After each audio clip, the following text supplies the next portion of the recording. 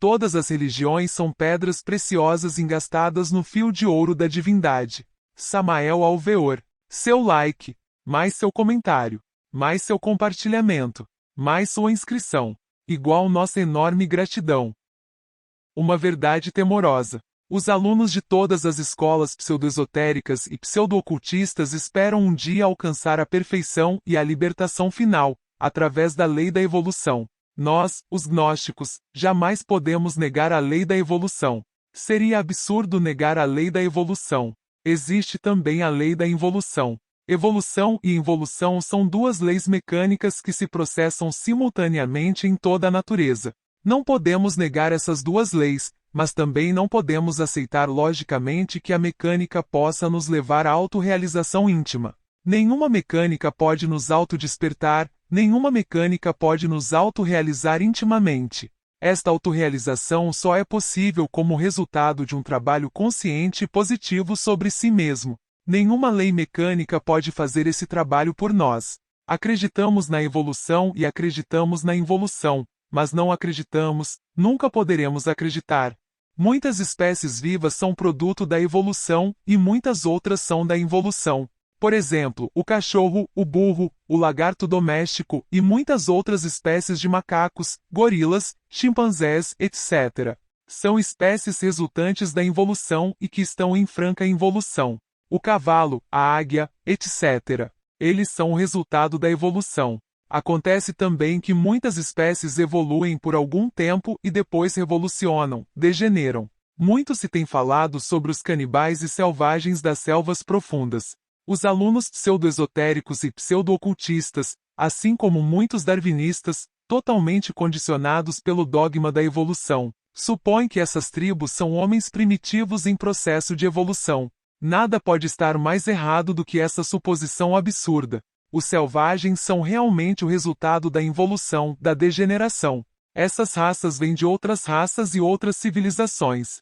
Canibais primitivos e selvagens têm atrás de si ancestrais gloriosos e tradições formidáveis. As formigas e abelhas que muitos pseudo-ocultistas supõem serem espécies em franca e positiva evolução, são realmente criaturas em processo de total involução. Nos tempos arcaicos, antes que surgisse na Terra o animal intelectual equivocadamente chamado de homem, havia, segundo a tradição, raças de semideuses e titãs. Não há raça que não se lembre desses semideuses e titãs em suas tradições. Lamentáveis foram os primeiros ensaios do tipo marxista-comunista.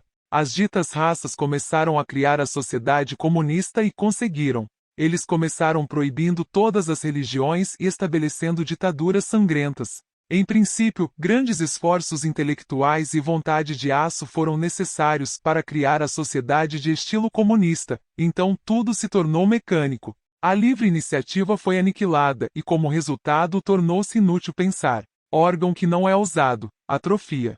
Essas pessoas pararam de usar sua inteligência e seus cérebros se atrofiaram. Mais tarde, os movimentos mecânicos tornaram-se hereditários, sendo transmitidos instintivamente de pais para filhos. Séculos se passaram, civilizações nasceram e morreram, várias idades da pedra nasceram e morreram.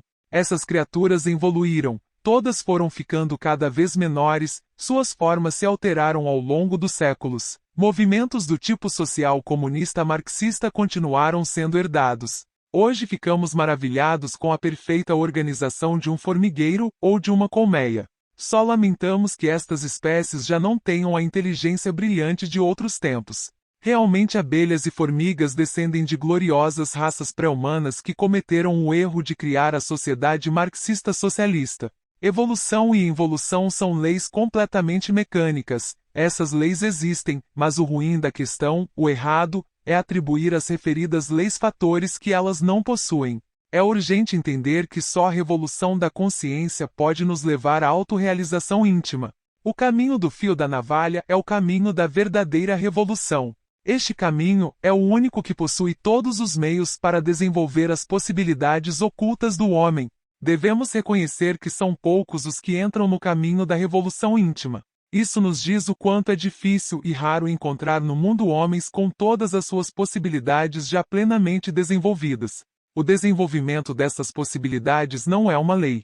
A lei trágica e sombria que existe para o animal intelectual chamado homem vive dentro do círculo de forças mecânicas, convertidas em homem-máquina. O caminho que leva ao desenvolvimento de todas as possibilidades divinas é totalmente revolucionário. Temos que marchar contra a natureza e desembainhar a espada para lutar contra os poderes das trevas.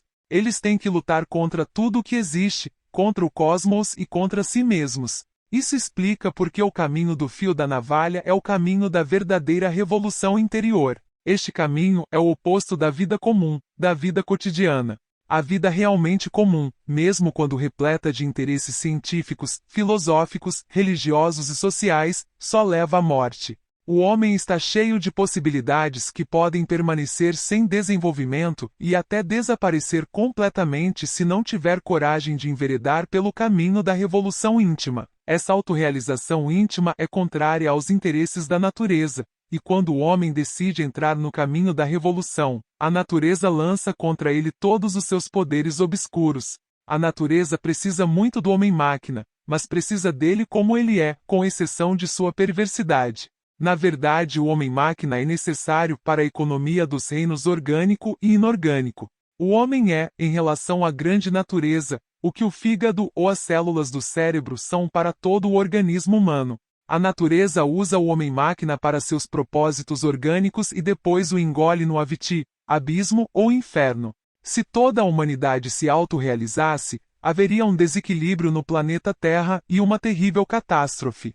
Portanto, é muito difícil e totalmente impossível pensar que todos os seres humanos se autorrealizam. Somente o indivíduo pode se autorrealizar. Porém, é raro encontrar um indivíduo que esteja realmente disposto a entrar no caminho da revolução radical, total, absoluta. Pior de tudo, ninguém é obrigado a nos ajudar. Este é um assunto inteiramente pessoal, individual e íntimo. Agora podemos entender melhor aquela frase de Cristo que diz: muitos são chamados e poucos são escolhidos, ou esta outra frase que diz: de 1000 que me procura, um me acha. Todos acreditam que são escolhidos, mas enquanto isso, apenas com os dedos de uma mão os escolhidos podem ser contados. É uma coisa rara no mundo encontrar um seleto. Verdadeiramente, a humanidade em sua totalidade será engolida pelo abismo. Muito poucos serão salvos. O movimento gnóstico, compreendendo esta terrível verdade, se propõe a ensinar ao mundo o verdadeiro, franco e sincero caminho da legítima e autêntica revolução interior. O movimento gnóstico quer salvar quem quer se salvar, quem está disposto a abrir mão do orgulho de se acreditar sábio.